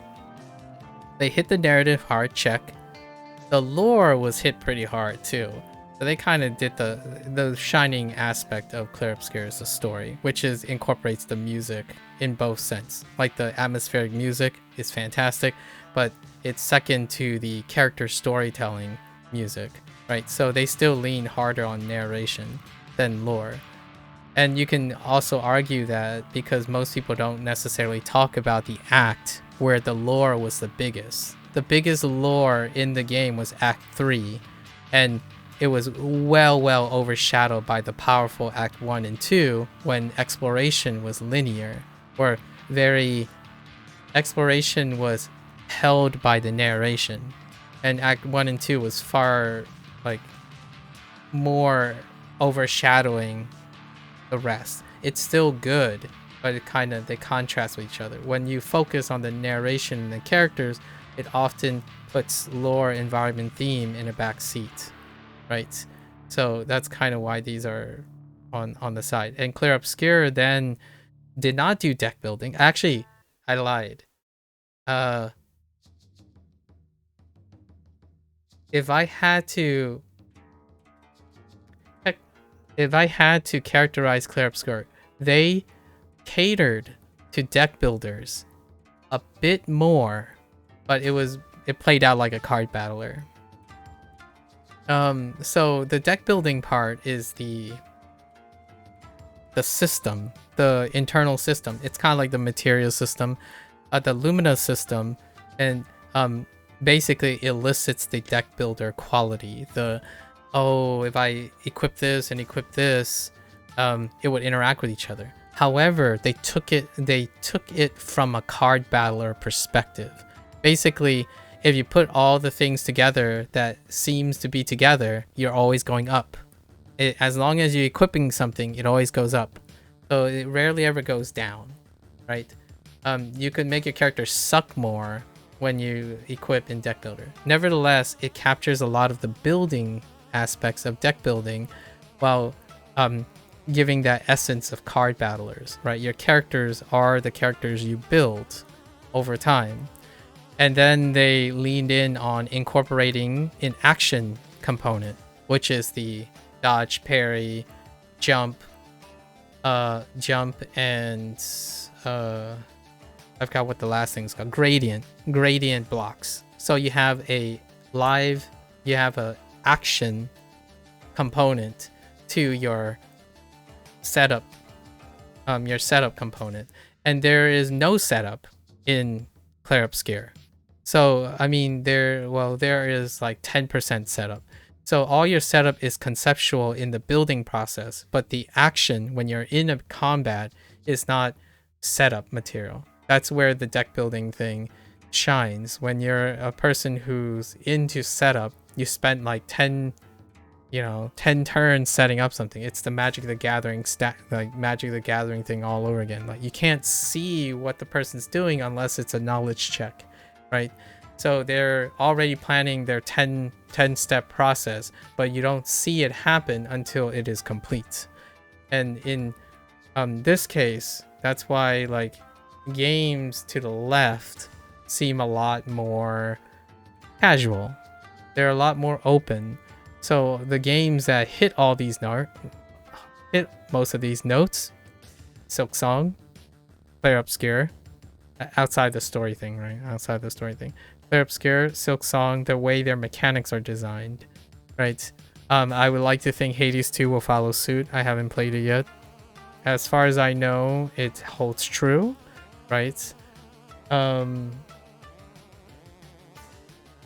Blueprints also holds true to the left side, although it would be interesting to see what a puzzler would be if it was built on deck building. Like, you brainstorm your possibilities of layouts, put all the layouts down because you know it would play out that way, and then see if it plays out that way. That's interesting. But Blueprints is a room by room, at least from what I understand, from what I observe. It's a touch and go, but it has a legacy. You can legacy knowledge the stuff, which is what card battlers do. When you legacy most of the stuff, it can feel really fine-tuned, right? Fine-tuned. I think deck builders have some sort of fine-tunedness, but you still have the, well, didn't get lucky this time situation, or how often it appears, right? It'll be interesting to see what where they go about it. Now, I haven't. I approached this a little bit different this time around. Usually, I would say, okay, so what would people think? So here's what I would say, right? If any of these things are important to you, these characteristics, know that Shogun Showdown is most likely a game that has very minimalistic design. It makes every action feel like it's working towards a bigger thing. Most things are persistent, so there's no like, I have too many choices, so I can't make up my mind, and every choice I make seems like it's the wrong choice. That's kept to a minimum, right? And then it's always about efficiency. So the more you play it, the more likely you'll become more and more efficient in it. It's not more and more elaborate or creative. Oftentimes, definitely not this game. You become less and less elaborate and creative as you play this game. So if that's your thing, refinement, iteration, it plays really well to people who enjoy things like FromSoft games. Like, what I mean by that is the idea of like doing a boss until you just nail the boss every single time. Despite all your permutations and stuff, you can nail the boss, right? And then have no time to watch stories or care for stories and whatnot. You just like the atmosphere because you're playing Shogun Showdown. And then kinetics. If you want a turn-based game that feels like it could be an action game, this is it too. Because if you want to hit the speed runs and stuff, you might as well treat it like an action game. You already know all the things you practiced to a T, and you're just executing them. Like, okay, here's an example. If I tell you one pattern, you'll probably know who I'm talking about. So like, you always have the right, left, right, punch, scar strike, right? So that's a combo. It's right, left, right, punch, scar strike to eliminate 2 targets with 3 HP. Right? So that's kind of like entering a button combination, but at the same time, it doesn't punish you for being imprecise because it's not real action. It's not like a real-time action, but it plays like one. You start clustering all of your movement pieces. Like, here's one. Turn. This is obviously not going to help for people who haven't played Shogun Showdown, but it's to illustrate something. So another pattern would be to turn, special ability, scar strike. Right? I'm using one of the characters. I'm not going to spoil too much, but I'm using one of the characters' classical patterns on how to execute a combo takedown, right? And there's also things like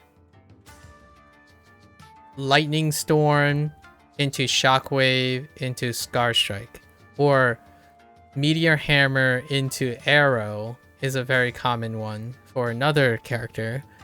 There's also smoke bomb, artisan, or like a spear, and then backdash. So the idea is you're executing clusters. So over time, you become really efficient. You pick up stuff and you just cluster your combos. So there is comboing, but they're combo single moves, and you're chunking them together. Deck builders, it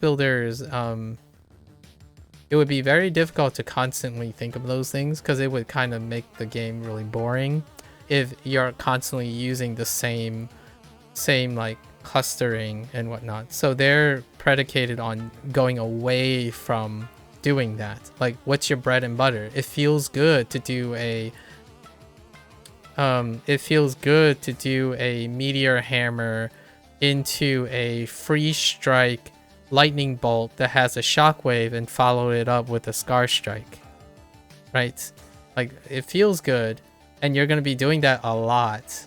Whenever it comes up, you're probably just going to pick it, or whatever your bread and butter is, It's going to be that. And it feels good to keep doing that because your aim is to become more efficient and like getting better scores and getting hit less.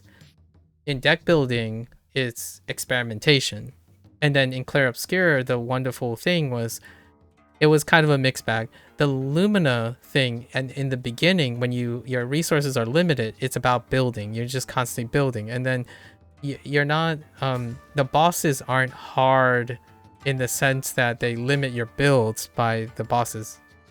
Some of them, there are a few bosses exception there, but you can destroy the boss in so many different ways, right? That's kind of an aspect of deck building. You destroy things in a very, and then challenge runs are where they try to limit you, but that's not the core of that's not the core satisfaction of deck building. And then you always get rewarded for knowledge, right? In deck building and turn-based games and whatnot.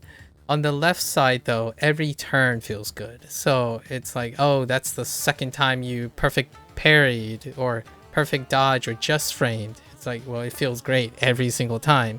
But in the long run, when you step back, it's just framing the same thing. It's just framing the same pattern. Because you practice so much on it, right? How do you get a no-hit on the second boss? Well, you know exactly what to do. I can tell you that depending on the starting block I'm on for the first 4 or 5 bosses of Shogun Showdown, and I know what my pre-loadout is, I know exactly my move tiles. Like the pattern I would use, and I would get a no-hit on those bosses.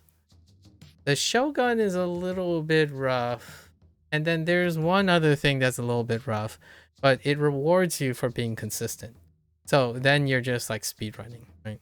So if that sounds great, I think this is a great way to introduce a little light amount of card battling, or like a lot of card battling, but a little light of deck building, right? Of deck building stuff, and maybe an inch towards turn-based game. And that's kind of the related topic, like the related topic in general. I think this game is incredibly casual forward, so it's kind of nice, and it's very trendy. It's a Japanese theme. I've got about like inherent natures, Japanese themes, very trendy, especially in the gaming situation. I mean, I wouldn't put it past the developer for being inspired by the social trends, right? Because the developer is also human, so they would probably have forms of expression, inspiration elsewhere. So, now here's my like if I wanted to do like a personal preference thing, right? Maybe throw in a little bit. I think the game is very, very fantastic. I know what it is, in my opinion, or what it tries to be, and I think it nailed it. Absolutely. So we're ending the segment now, right? Like this is going to be the rating, where we're going to do our rating here. A little bit different from the other games. Usually I pick like contrasting things, but it's perfectly fine. So the big rating. For me, if I had to be, again, the disclaimer is this is already recommended because I already know I was gonna love this game, right? My ideal, if I had something to say, is I'm a big fan of narration stories. So that did leave me wanting, right? This did leave me wanting for a narration. These are like little nitpicks for me. And I honestly thought it would be cool to have another mode that dealt with pushing like a longer battle ish. So I think it was a little bit, I'd be like a little bit more complex, but that deals with battle length. and that might not be concordant with some of the modes. Like a boss that is long with 3 phases or something, and those phases allow one to introduce another layer of interaction, right? So this is a little skewed. And in terms of management, I do miss management. I'm quite a lot more on management. I like having to juggle a lot of things, like worry about this, worry about that, micromanage this, micromanage that. So there's a lot of satisfaction. This is more of a satisfaction thing. I enjoy micromanaging a lot of things. And in terms of efficiency, I'm most definitely far more a variety person. I'm definitely variety all the time.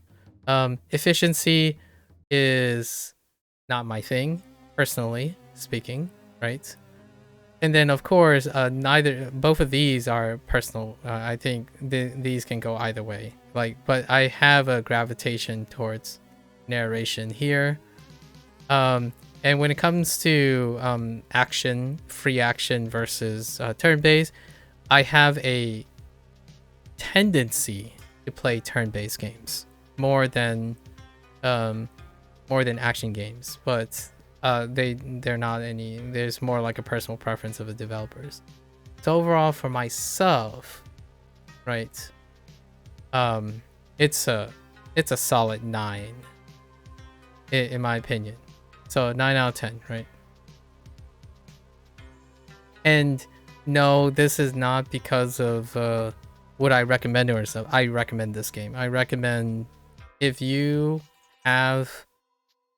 any of this is important, like all of this, if all of this is interesting and important and whatnot, it's highly recommended, because this is the reason. All of this is the reason why I played the game, not because it's a 9 out of 10 of my personal preference. The idea is I'm sharing my tendencies. My tendencies are towards more complex interactions. Actually, that's probably battle length, but I'm probably over here when it comes to complexity. I like what I call degrees of freedom. I like we're talking about like 7+ subsystems. I love my subsystems. So weapons, attributes, statistic, like passive stats, scalar stats, multiplicative stats, mitigation, defense, tanking, negation, multi-movements, poison stacking, DOTs, healing over time, hots, dots, right? The hots and dots. That's me though. Like items, quest items, questing, all of that into the stuff. So at least 7+ systems. So this is specifically something that can be changed or can be altered in the state of Shogun. But I'm all the way on the right. I'm like, my guilty pleasure is deck building. Card battlers are wonderful because they tell me what it's like to still have simple stuff, right? Simplicity, and so it's a good contrast. So it's not to say that I don't enjoy these things. I enjoy these things a lot. But if I were to take a frequency approach, like how often, it's towards complexity and often towards quite a lot of management, maybe even slightly further.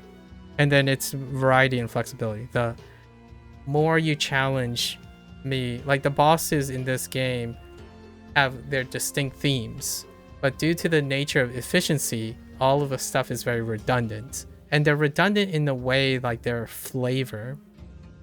They're flavor versions of the same thing, and they don't have constructive differences to the point where they can be crazily varied, right? I enjoy things like Slay the Spire and Monster Train because they are deck builders before they are battlers, and that stuff is one of those a great litmus test would be if someone explained to you what their run was like, right? If someone explained to you what their run was like, and someone who hasn't played it is like, what are you saying?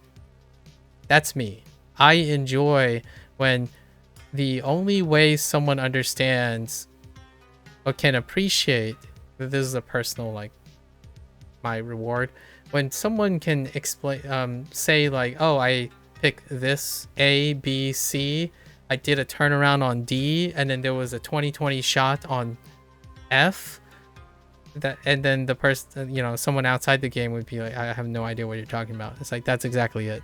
That's the type of thing that I enjoy when it comes to the indie games with depth and nuance in the sense. But Shogun Showdown does have depth. When I was talking about combos, right, left, right, push,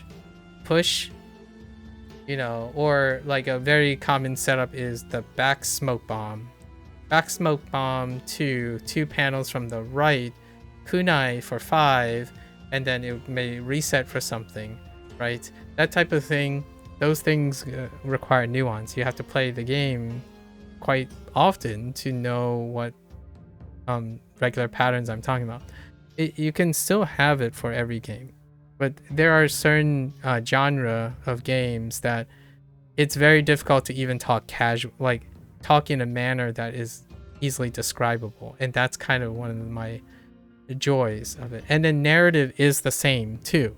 Narrative leans towards that, because when you start saying, oh, can you explain the story to me? Well, if it's a lore, environment, atmosphere game, you can say, well, you run around taking out bosses, and then you run towards a gigantic glowing tree in the middle of the huge thing. But hey, there's also like lots of places to explore, and there's a lot of bosses. It's like, okay, well, you can kind of feel that. You can kind of understand that. Meanwhile, like for Clair Obscure, I can say eskie, wee woo, and it would be very hard for anyone who hasn't played the game to understand what that is, or why I just said wee woo. A lot more wee than less woo, right? So you can get some of the superficial impressions by memes and whatnot, but the idea is that I gravitate towards memories. I gravitate towards unapologetic design, where they're very like whimsically, unnecessarily complicated, or and I'm not suggesting that the developer is not creative. I think the developer of Shogun Showdown knows exactly what they were doing, or had great feedback, or the combination of the two. And you have tight games like that. I enjoy playing tight games. Hades 1 was an incredibly tight game. Supergiant games make incredibly tight games. They're like, it feels like there's no cost space. And Clair Obscure feels like a tight game, but you can clearly see there's just unapologetically unnecessary attention to detail, in the sense that you can see that they can be missed.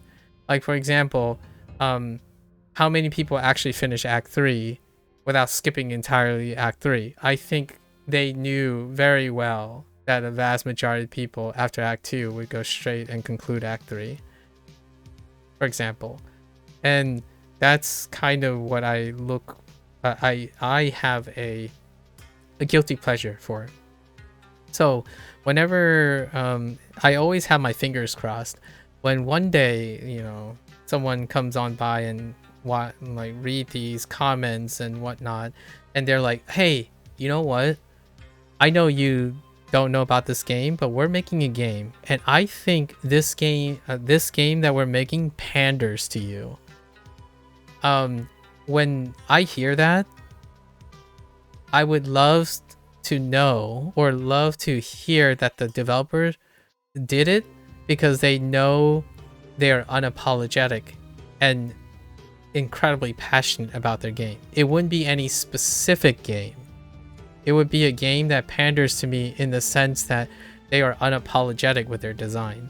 So while I understand the whole business prospect and the trendiness, right? All of these things are trendy. So despite all of this, I think a game that would really pique my interest is a game when someone says, oh, you know what?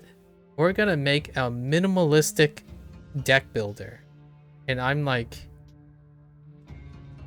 how does that work? Like, would it cease to be a deck builder? I don't know.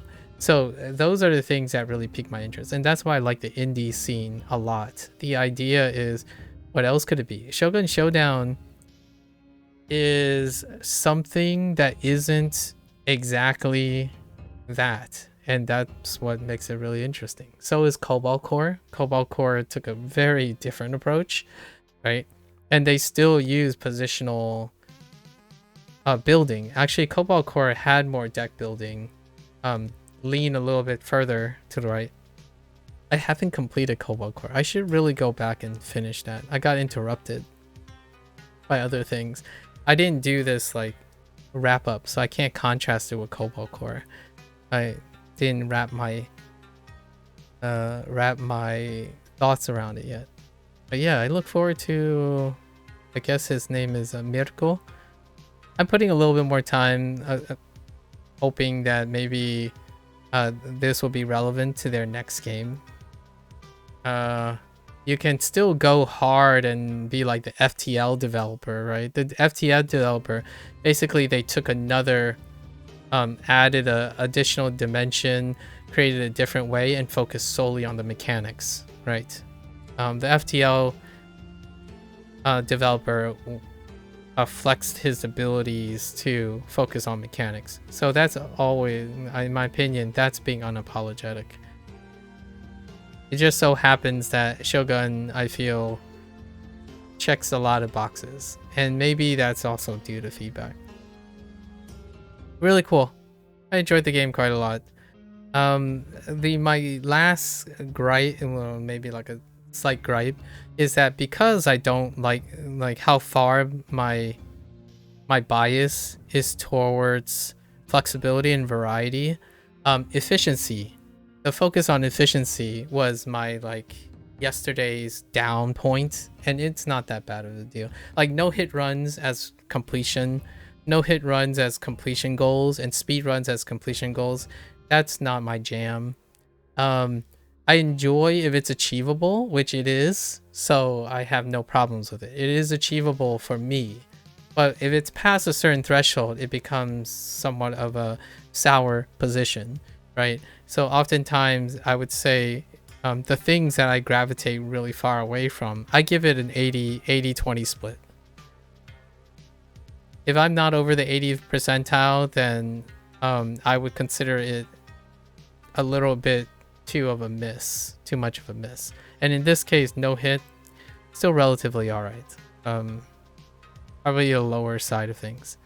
I think efficiency is great when you are still working towards something while you're creating that efficiency. But in terms of the way Shogun Showdown is done for their achievements, the no hit and the stamp stuff feels a little bit more of a life extender than something that occurs well paced with the design. That's probably one of my nitpicks or something like that.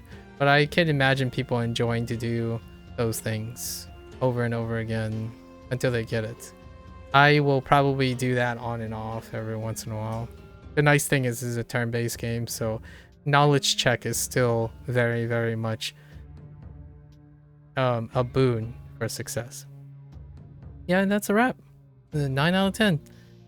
For the record, again, to emphasize, points are arbitrary. Points are kind of arbitrary. The way I produce points is how much I gathered from it. Like usually I put another two two scores, but I think Shogun Showdown was almost resoundingly well advertised. Like the things that it hits. Probably I would say if I had any gripes, if this was a deck builder, right? For example, we'll add like one last thing to contrast. Like this has a bit of a card battler, right? A card battler person would most definitely find them at home. It's 10 out of 10. Absolutely 10 out of 10. However, for a deck builder, so like someone who's interested in deck building, right?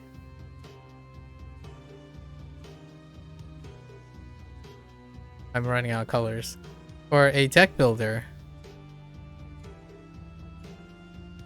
I would say it's probably a bit on the lower side, like a 7 out of 10. So if you're expecting something, this is based on expectations. So it really caters to a card battler. If you're looking for deck building in the scheme of, I don't know, Across the Obelisk or Slay the Spire, Monster Train and stuff, this is not it. So try to, the idea is that if you come in with that expectation, you will not meet those expectations. So these are buzzwords, and I typically pick buzzwords, and I picked card battlers and deck builders for this case. And then obviously action roguelike would be, honestly, action roguelike wouldn't be too bad. I would say they probably go with a 7 out of 10 if you're coming in from an action roguelike perspective. So like, oh hey, you played Hades and you realize you really like roguelike games, and it's an action roguelike, something that gets you closer to a card battler but still action, that you can give it a go, right? Give it a go. But yeah, card battlers. I played my fair share of card battlers. If you're talking about RPG, that's off. Like, you know, RPG is non-existent here in general. So these are like the classical things I would juxtapose myself. Since I like deck building and card battlers, and I'm kind of optional, right? I'm kind of optional on. Honestly, I kind of line up with Shogun Showdown when it comes to. This is a good place, and for story is on the right hand side. So, I would say it's anywhere between an 8 and a 9 for me, because it's deck building, light deck building with some with a lot of card battling. So yeah. Alright folks, that's enough improvising. I think I originally had something else planned in my head and I kind of went off the rails on how to define it, so that's okay. I did as well as I think I would have on this topic. In terms of next game, I haven't decided yet. I don't think I'm gonna do another game this September, like this month. We're gonna do something else, and then next month is October. So the extra project is gonna be about paint. It's gonna be drawing. We're gonna be drawing. It's Inktober, so we're just gonna spend the whole month drawing. I did mention that Hades 2's 1.0 launch is going to happen in September 25th this month. There's no way I could feel satisfied with playing Hades 2 for 5 days ish and then have an entire month's gap. So we're gonna move Hades 2 to November. Supergiant already had my money when they first released Hades 2 on early access.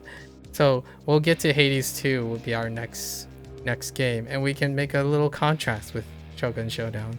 I like the way we're going about this, making it loose. Silk Song is going to be probably far later, honestly. Anyways, one thing to leave for rhetoric is I have a personal hot take. difficulty is not the same as rewarding. And for myself, whether the game is easy or hard is not necessarily dictated by the developer. It's often dictated by the user's perspective on how they want to approach the game. In my opinion, although developers seem to be pressured, I feel like sometimes developers seem to be pressured and may hyper focus on trying to make a game difficult, because in my opinion that's trendy right now. And I think Shogun Showdown, for a hot take, is really wonderfully balanced. So if you're kind of worried like, oh well, I might not like the game, but will I still play it to a point where you understand the game, I'd say Shogun Showdown is far more likely than even arguably in competitive with Hollow Knight and Silksong, which is what makes Hollow Knight and Silksong really wonderful. Team Cherry has done quite that. Probably less Silksong, more Hollow Knight, right? I think they've decided unapologetically that they will make Silksong lean towards difficulty hyperfocus. So I feel like that actually detracted from their reception. Providing scale ups to the difficulty is fine, but prescribing the difficulty spike, I think that's, in my opinion, it's a little bit of a hyper-focus error, a misstep in my opinion. I'm curious if Supergiant takes the same approach for Hades 2. I think Hades 1 feels like a Shogun Showdown. Hollow Knight felt like a Shogun Showdown. It's one of those things, there is wonderful granularity in its difficulty that makes it accessible, despite the high ceiling of its requirements, right? And ultimately, I think it's a win-win when a developer is able to encourage their own vision of their difficulty and whatnot, but at the same time have their content that they made be experienced by a larger audience, you know, an audience that has the ability, instead of having accidentally, maybe unintentionally, hyper focus on something that ends up excluding players. At least in my opinion, I feel artists, developers, people who build things want people to experience for both better or worse, in the sense that they can see that they see all the things, at least that, maybe not master them.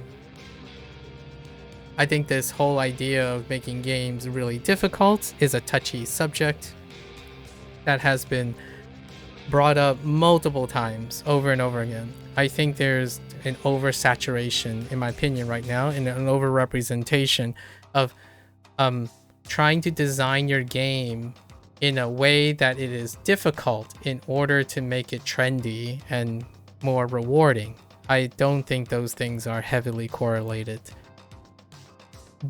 like all the time. Right now, that's trendy.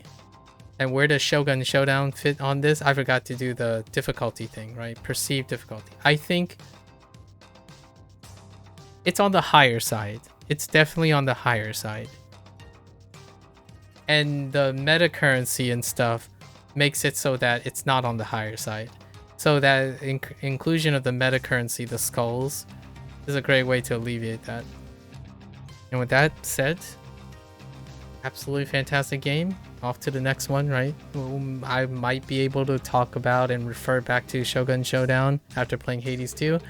Maybe next game that Miracle puts out. I've got what the name of, it's like Roboatomic or something. Hang on, let me say the name properly. It's by Roboatino. Roboatino. Good luck to them. I hope to talk about them again and play their next game. Maybe, you know? It'll be cool. Maybe live long enough to do that. So until then, that's a wrap for Shogun Showdown. if you're gonna watch this later, thank you. As always, feel free to follow along in the next game or go and watch how my experience was with this game.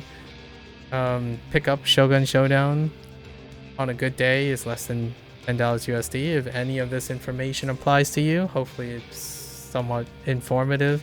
If you're just like me, well, you might as well pick it up. But obviously, it's rare to find a person who is a reflection of you, right? So until then, off to the next project, probably Hades too. So until then, stay safe, stay healthy, happy gaming, happy learning, you know, live responsibly, and catch you guys on the next one. Take care. Bye now. Bye bye.